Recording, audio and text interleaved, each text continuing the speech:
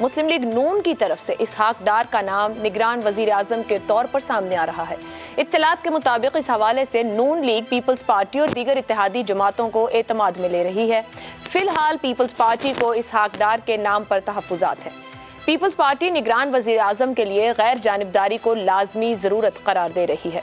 इसहाक डार के नाम पर इत्तफाक करना सियासी जमातों के लिए किसी भी तौर आसान नहीं होगा। इसहाक डार गुज़िश्ता 30 सालों से भी ज्यादा अरसे से नून लीग के साथ वाबस्ता ही नहीं बल्कि शरीफ खानदान के इंतहाई करीबी और पूरे एतमाद साथी माने जाते हैं। शरीफ फैमिली से उनकी यह कुर्बत 2004 में उस वक्त रिश्तेदारी में भी बदल गई जब नवाज शरीफ की साहिबजादी आसमा और इसहाक डार के साहिबजादे अली डार रिश्ता अज़दवाज में मुंसलिक हो गए। नवाज शरीफ न सिर्फ इसहाक डार की माशी पॉलिसीज पर इन्हिसार करते रहे हैं बल्कि नवाज शरीफ के तीसरे दौर में वजीर आजम के बाद जिस हुकूमती ओहदेदार के पास सबसे ज्यादा इख्तियारात थे वो इसहाक डार ही थे। इसहाक डार के इस प्रोफाइल के होते हुए क्या उनको निगरान वजीर आजम बनाने का फैसला दुरुस्त होगा? 2008 के बाद से हमारी सियासी क़यादत कदरे बलोगत की उस सतह तक पहुंच चुकी थी कि निगरान वजीर आजम पर अपोजिशन का भी इत्तेफाक हो, बल्कि 2013 और 18 के इंतखाबात में मुकम्मल तौर पर गैर सियासी शख्सियात को ही निगरान वजीर आजम बनाया गया। यूँ 90 की दहाई की इंतहाई गलत रवायत को ख़त्म कर दिया गया जब गुलाम मुस्तफ़ा जतोई और बल्ख शेर मज़ारी जैसी सियासी शख्सियात को निगरान वजीर आजम बना दिया जाता था। ऐसे में एक मरतबा फिर 90 की दहाई की रवायत को जिंदा करने का क्या मतलब हो सकता है? अगर इसहाक डार को निगरान वजीर आजम बनाने का मकसद माशी हालात हैं तो फिर हमारे पास मोइन कुरैशी की नज़ीर भी मौजूद है, जिनको 1993 में अमेरिका से बुलाकर निगरान वजीर आजम बना दिया गया और उन्होंने अपने दौर में कई अहम माशी फैसले भी किए। इसहाक डार को निगरान वजीर आजम बनाने के मुतालबे के पीछे वजूहात जो भी हों, मगर एक बात तय है कि अगर इसहाक डार को पीपल्स पार्टी और इत्तेहादियों के साथ बारगेन करके निगरान वजीर आजम बना भी दिया जाता है तो ये बात तय है कि इंतखाबात की गैर जानिबदारी पर इनेकाद से पहले ही बहुत बड़ा सवालिया निशान खड़ा हो जाएगा। इसी पर गुफ्तगू करेंगे कि आखिर ये नाम सामने क्यों आया। हुकूमती हलकों, खा मुस्लिम लीग नून की बात करी मैं, हुकूमती हलकों में वज़रा की जानिब से, हुकूमत की जानिब से इसे एक प्रपोज नाम, एक ख्वाहिश, एक इम्कान, ये सब कुछ क्यों कहा जा रहा है, क्यों ऐसी गुफ्तगू की जा रही है? सार साहब आपकी तरफ आऊंगी। एक तो ज़ैगम साहब की गुफ्तगू कहती है कि नाम बिला वजह तो नहीं है, कोई फरमाइश है और उसको जस्टिफाई करने के लिए नाम दिया गया, कॉमेंट कीजिएगा। दूसरा, पीपल्स पार्टी पर उन्होंने गुफ्तगू की कि पीपल्स पार्टी, आपके ख्याल में पीपल्स पार्टी वाकई अपने दुरुस्त तहफ़्फ़ुज़ात कह रही है या फिर मेरा सवाल यह है कि people's party for bargain, future bargain, वक्ती एतराज कर रही है नाम पर? ये जो मेरी इतलात है ना, पीपल्स पार्टी और इसहाक डार के ताल्लुकात बहुत अच्छे हैं। वो शायद पीपल्स पार्टी के मुस्लिम लीग नून में और किसी से इतने अच्छे ताल्लुकात ना हो जितने इसहाक डार से, और ये बहुत पुराने हैं, ये मोहतरमा बेनज़ीर भुट्टो के दौर से हैं।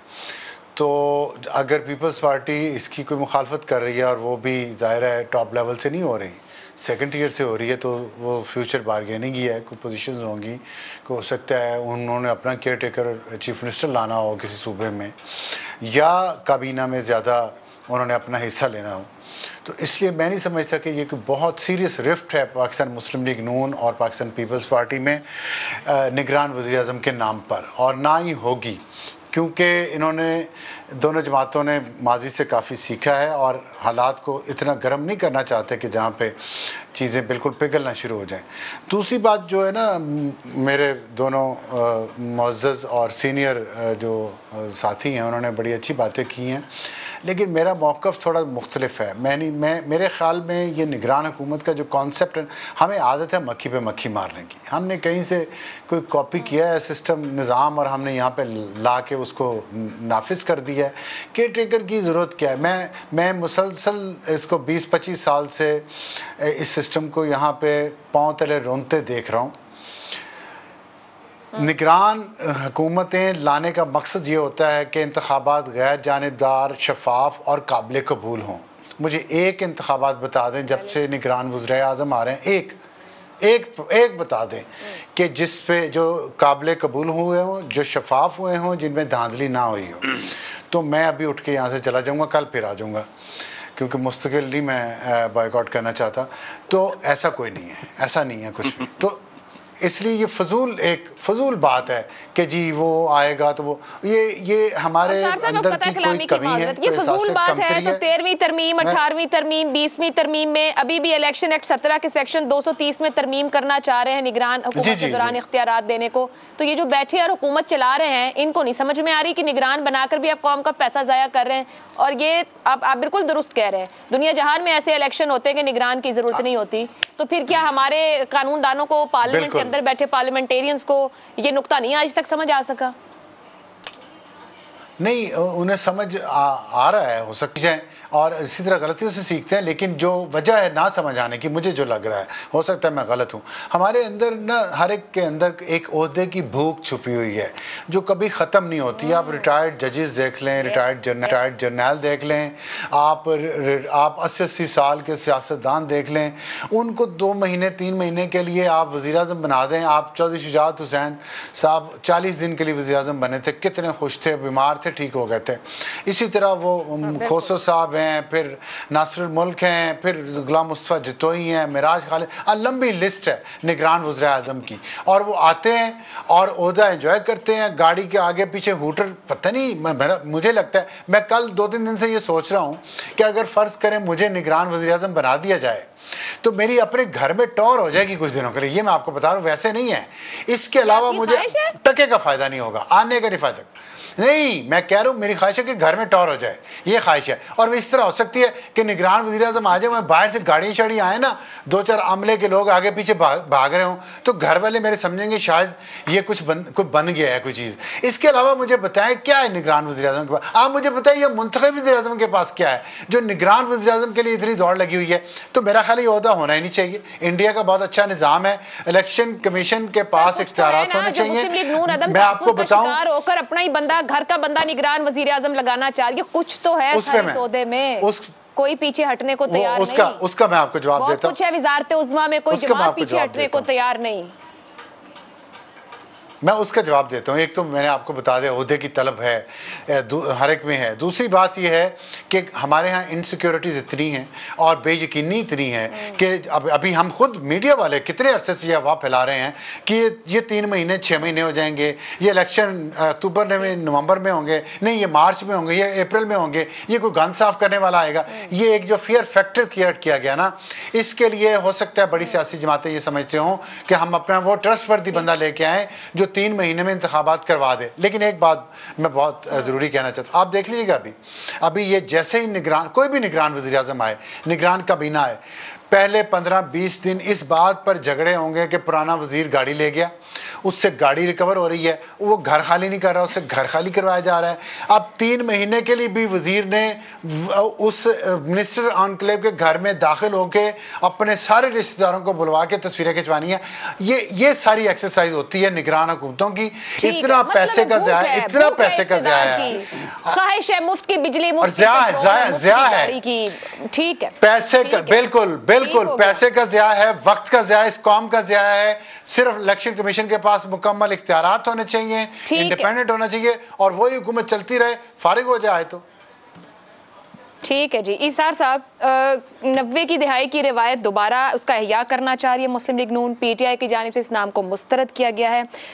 अगर इस तरह की सूरत बनती है, क्योंकि अभी अफसार साहब ने कहा कि पीपल्स पार्टी का इतराज़ वक्ती है, हो सकता है कोई पॉलिटिकल बार्गेन हो जाए, बाकी जमातें तो क्या आवाज़ उठाएंगी, तो फिर इंतखाबात से पहले ही बल्कि आगाज़ से निगरान हुकूमत के पूरा मामला मुतनाज़ हो जाएगा। देखिए, मुतनाज़ तो 14 महीने से है। अच्छा। तो किसी को क्या फ़र्क पड़ रहा है इससे?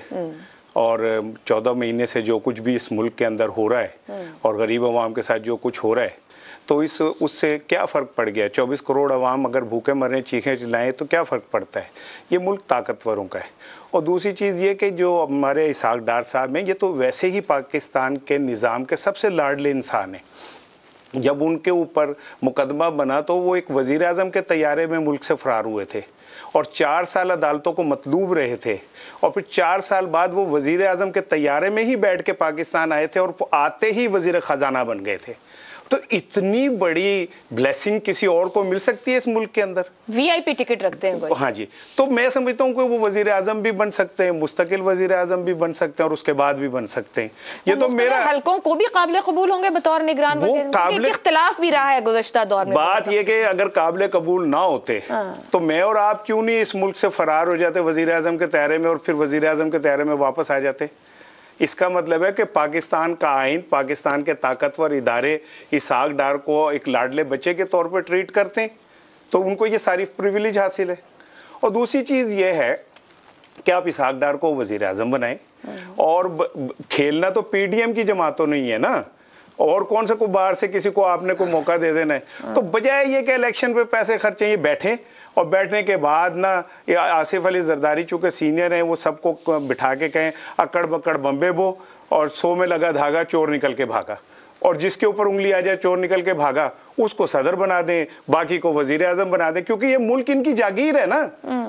ये मुल्क इसके का आइन, इसके कानून, ये सब कुछ इनकी जागीर है ना। ये इस मुल्क को जैसे मर्जी तबाह कर दें, इनको कोई पूछने वाला नहीं है ना। तो अगर ये इसहाक डार को बना लेते हैं तो क्या फर्क पड़ता है? मुझे एक बात का जवाब दें। आप मुसलसल एक बात कह रहे हैं, सियासी इस्तेकाम, सियासी इस्तेकाम, सियासी इस्तेकाम, दूसरी तरफ आप हर वो काम कर रहे हैं जिससे सियासी अदम इस्तेकाम पैदा हो। तो आपका एजेंडा क्या है? आप क्या करना चाह रहे हैं इस मुल्क के साथ?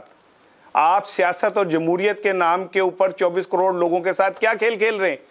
अगर आपने इसी तरह लोगों को यह बताना है कि भाई एक तरफ एक फैसल मस्जिद के बाहर कुल्फी बेचने वाला जो है उसको आप 3 माह कैद और 5 लाख रुपए जुर्माना कर देते हैं, जिसके 4 माजूर बच्चे हैं, और दूसरी तरफ आप हमजा शहबाज शरीफ को उसी दिन मनी लॉन्ड्रिंग केस से बरी कर देते हैं खामोशी से, तो फिर आप कह दें कि इस मुल्क के अंदर 2 कानून और 2 आइन है। एक कानून है जो कुल्फी बेचने, क्या जरूरत है, वो तो सबको पता है। नहीं, कानून कैसे चलता है, ये बता तो यही रहे हैं, अपने अमल से भी यही बता रहे हैं कि कुल्फी बेचने वाले को कुल्फी बेचने, इस्लामाबाद इंतजामिया उसके मुतालिक कोई और खबर दे रही है, आपको भी पता है। मैं ये इंतजामिया का मामला डिटेल ना हो कि वहाँ पर और भी बहुत से काम, जब जहाँ पे ये रेडियां लगती हैं, मुझे फैक्ट नहीं पता, मैं इस्लामाबाद इंतजाम कर रही हूँ, जहाँ पे ये रेडियां लगती हैं उन पे बहुत सारे नकाइस हो जाते हैं ना। बिल्कुल ठीक है, बिल्कुल। लेकिन जहाँ पे पार्लियामेंट लगती है वहाँ तो बहुत ही ज्यादा नकाइस, वहाँ पे जो नकाइस पैदा होते हैं, ब्रेक लेनी है, फर्क पड़ता है।